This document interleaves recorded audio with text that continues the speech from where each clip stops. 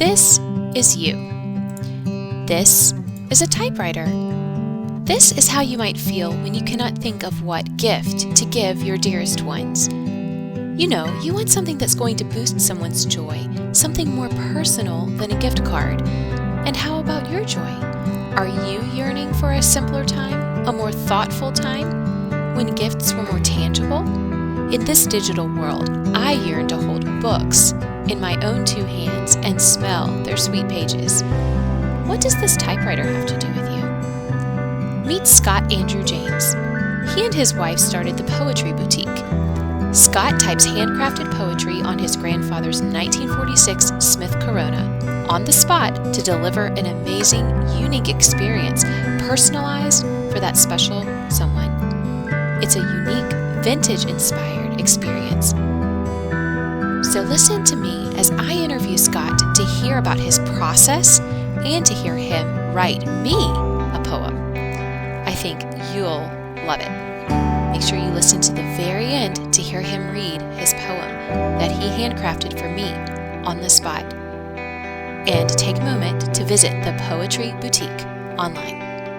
Correct? Or Scott Andrew James? Scott Andrew James. Yes, exactly. Okay. And you would describe yourself as a poet, small business owner. Yeah. Can you kind of summarize in about a sentence or two what you do? I call myself a poet and a publisher. So I primarily use a 1946 typewriter, and I write by request poetry. So typically, rather than writing a lot and revising a lot, I like to write poetry in the moment and of the moment. And primarily that means I go to parties, I go to events, I go to groups, or I do situations like this where people give me a word as inspiration and I write them a poem, an instant poem right then and there. It takes a couple minutes and then I read it back to you and I hand it to you. And it's this really cool energy of like, we just made a poem together. So that is so cool. That's the kind of poem I do. Yeah. Well, that is a great start to the conversation, just telling what you do and how you get that creative spark in the moment. Have you always, Scott, have you always been a creative from the time you were a young child? Absolutely. Yeah, the first time it started to show up was when I was like 9 or 10, and it became my job at the sleepovers, like when me and 4 or 5 boys at the birthday party. It was they would give me topics, and it was my job to sort of, what I would view now as is like just sort of zoning out and making up a story, and then I would come back and I'd be the storyteller. Or we would organize games and I would essentially be like the director of like a WWF wrestling match or like a role play game. So it started like that, and then it evolved into poetry, became my medium, and it's just evolved ever since. That's neat. Yeah. So were you formally trained in poetry, or did you have any classes that you took in college or high school that helped you write poetry? My dad was a writer, so it was always something that I viewed as this is something that people do. My typewriter, which is a 1946 Smith Corona, is handed down to me from my grandfather, and so he was a writer. So writing's been in my family. I went to college. I was a high school English teacher first. I ended up not sticking with teaching and instead doing a few other things, primarily working in publishing. But yeah, I got a degree in creative writing, and then I've worked in and around writers for 30 years. That's fascinating. Do you have a favorite time period that you go back to when you read poetry yourself?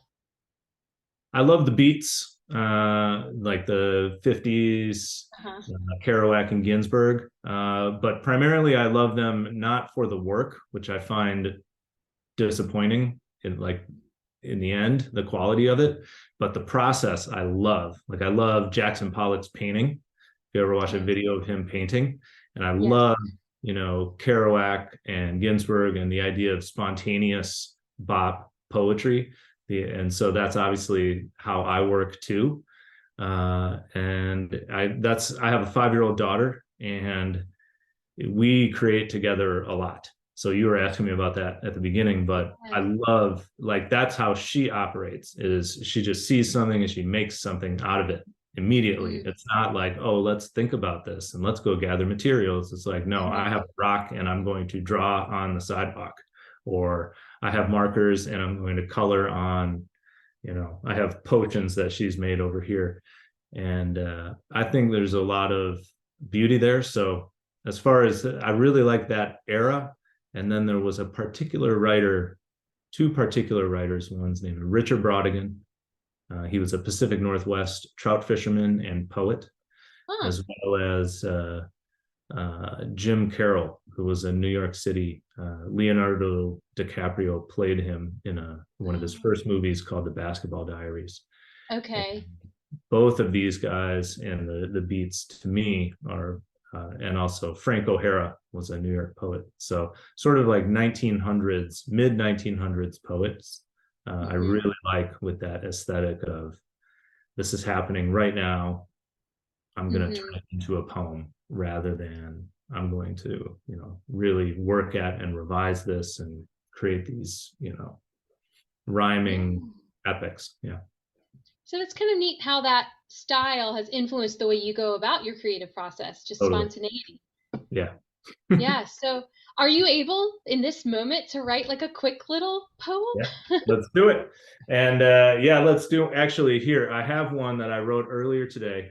Sorry, not earlier today. I wrote earlier, and it's called Home. And I just realized as I was cleaning off my desk. So I'm going to read this to you, and then I will write one for you and your people. Oh, thank you, Scott. Yes. Absolutely. So this is an example of the kind of poem that I write. It's called Home. Look at the walls of the smooth skyscraper. Now, look at the twisted limbs on that tree. Hold out your arms and see. Where is home? Wow. All That's right. so neat. That's a juxtaposition right there. Yeah, exactly. So that's a good example. And, I love it.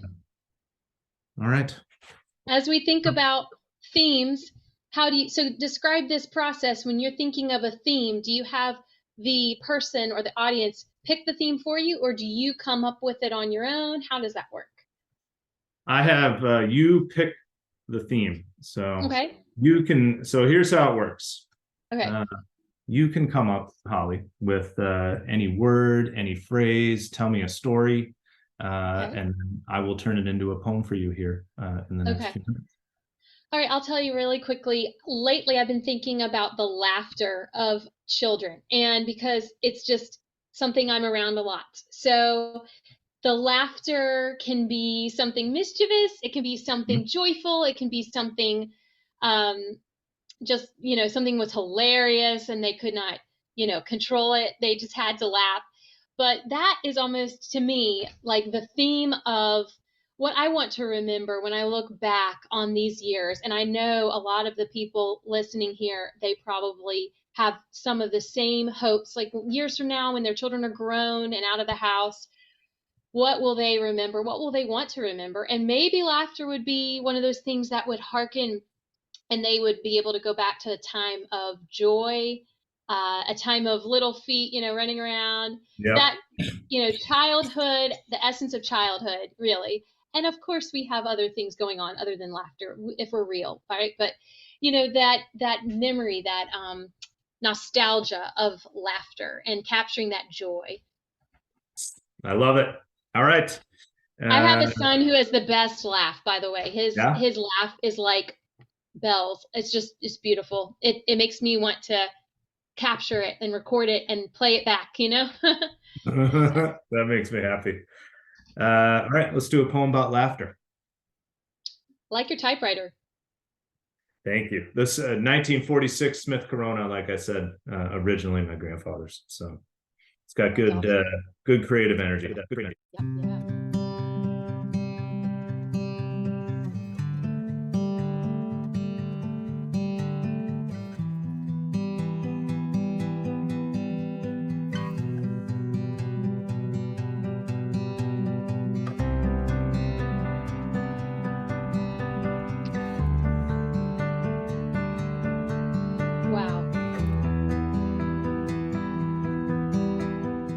It's just amazing to me how somebody can be in the zone for just like 3 or 4 minutes and then they're able to make something so creative and authentic and original. All right. Wow. And just like that. There it is. Oh, I love it. Oh, Laughter. wow. I'll read Yes. it to you. Okay. Let the noises make whatever noise they need to make. When you get your mind out of the way, the spirit will say what it needs to say. And little feet, they already know the way home.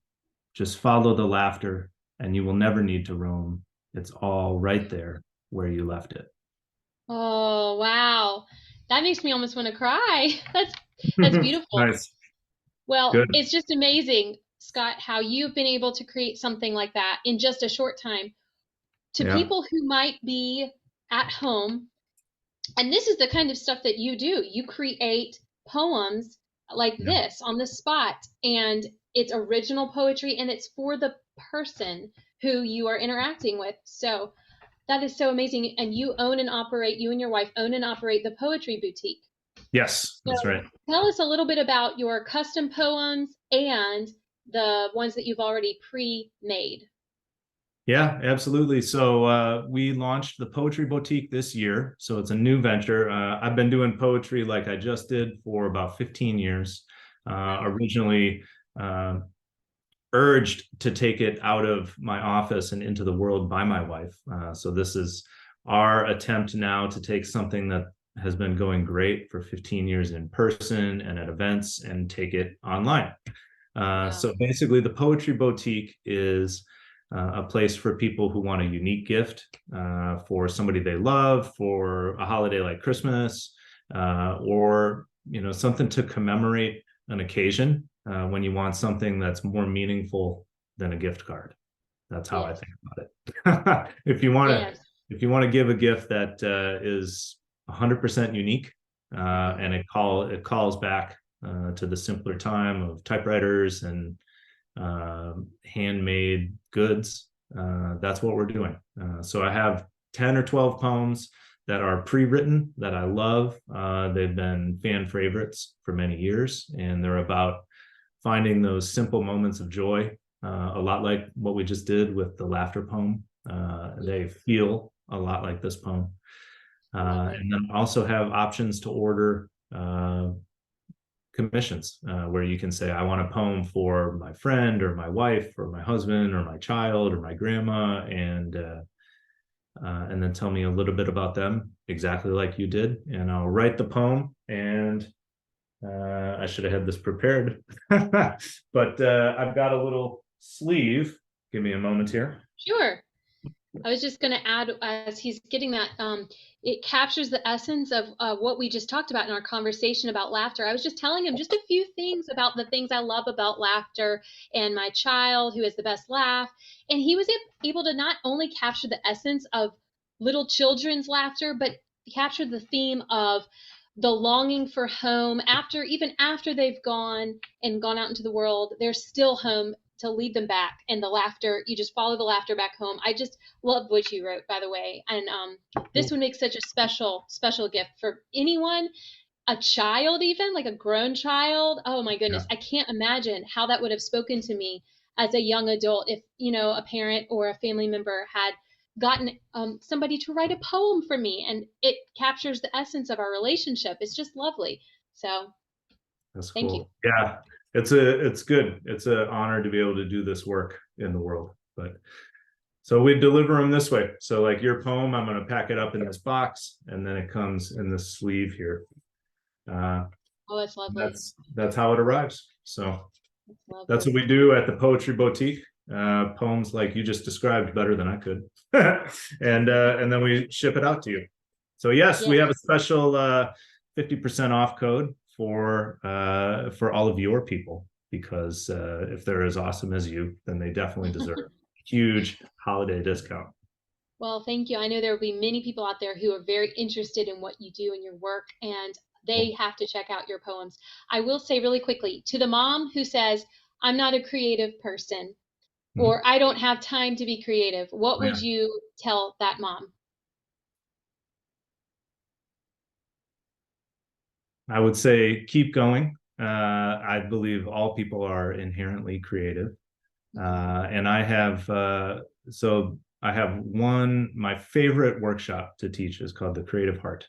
And it's about 5 different, my favorite techniques for writing, being creative in the moment. So I'll share my favorite one. So this is the answer to your question. What would I say to that mom? I would say pick one person in your life and write them a note. Call that the audience of one. It sounds too simple to be a creativity trick, but typically when people are feeling creatively blocked or feeling uncreative, what I find is that, and I find this for myself too, is that we're just too in our heads. You're thinking too hard. And so if you can stop thinking, simplify, and just let it out, and tap into the emotion, that's when the creativity starts to flow. So the trick is to say, well, I don't care what anybody thinks. And I also don't even care what the person I'm about to give it to thinks. I just want to write something to them. Like this is a gift for that person.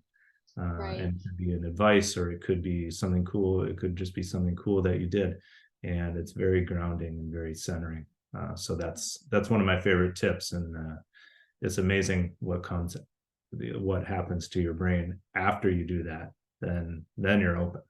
Yeah, that's awesome. That's a great tip. I myself, with being a writer, I found many times I'm too much thinking through, like too many details, and I'm not in that zone. So that was really good advice for me too.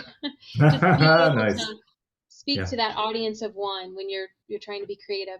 Well, Scott, it was an honor to be able to talk to you and to have you write some beautiful poetry. We thank you so much for this chance to connect with the Poetry Boutique. Please check out the Poetry Boutique. They have a beautiful website.